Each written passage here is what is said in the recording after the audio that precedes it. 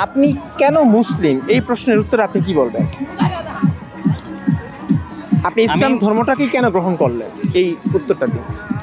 প্রথমত কথা হলো যে আমি কেন মুসলিম। জি।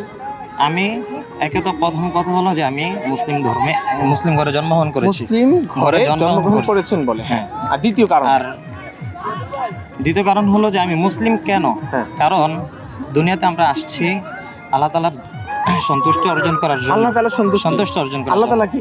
হ্যাঁ, আল্লাহ তাআলা আমাদের কি? স্রষ্টা। স্রষ্টা কিভাবে জানলেন?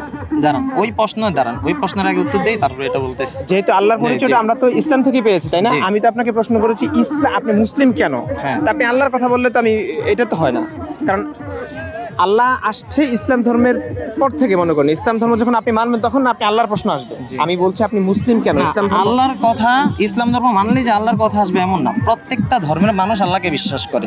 স্রষ্টা আল্লাহ যে একজন হ্যাঁ, একজন স্রষ্টা এটা স্রষ্টা, জানে। আল্লাহকে না, স্রষ্টাকে বিশ্বাস করে। তবে কি তারা অন্যান্য মূর্তি পূজা করে কেন?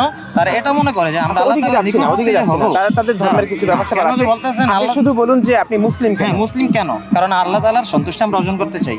আর আল্লাহ তাআলার সন্তুষ্টি, আল্লাহ তাআলা, আমি দাঁড়ান, বলি একটু বলি, আমার কথাটা শেষ হোক তারপর বলেন। যে আল্লাহ তাআলার সন্তুষ্টি আমরা অর্জন করতে চাই, আর আল্লাহ তাআলার সন্তুষ্টি অর্জন করা এটা অন্য কোনো ধর্মে এটা সম্ভব না। শুধু মুসলিম ধর্মে আল্লাহ তাআলার সন্তুষ্টি অর্জন এটা করা কিভাবে সম্ভব। বুঝছেন এটা আপনি? কেমনে বুঝলাম?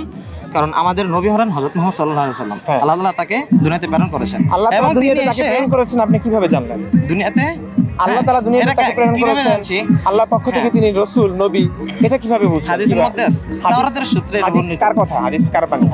নবীর কথা। আমি তো জি। নবীকে বিশ্বাস করছি না, সেখানে নবীর কথা আমি কিভাবে বিশ্বাস করব? নবীকে বিশ্বাস, আমি যদি না- বলি নবী হ্যাঁ, মিথ্যা বলেছে, এটা এগুলো? নাস্তিকতার পক্ষ থেকে আর কি প্রশ্ন হ্যাঁ, বলা হ্যাঁ, যায়। হ্যাঁ, আমি নাস্তিকের প্রশ্নগুলো করছি হ্যাঁ, আপনাকে। নবীকে বিশ্বাস করছি না। হ্যাঁ।